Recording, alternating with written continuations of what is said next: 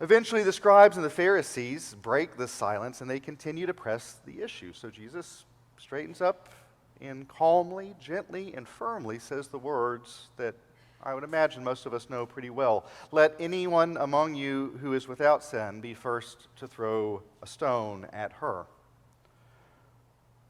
Earlier this week, I thought that if I had to recall that verse from memory, I would do a pretty good job of most of the verse, but I would probably have left off the last two words.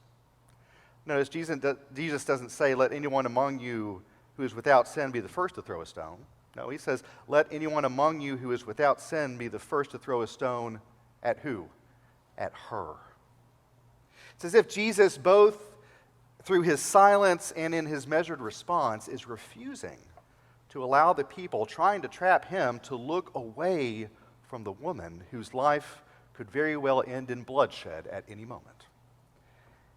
And then he does it again. Slowly lowers himself back to the ground and continues his sand art for an obnoxiously awkward period of time.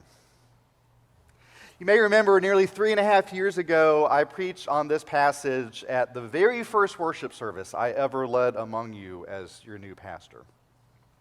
In that sermon, I lamented, as so many have before me, that we don't know what Jesus wrote in the sand that day. In that sermon, I ultimately concluded that it really doesn't matter what he wrote.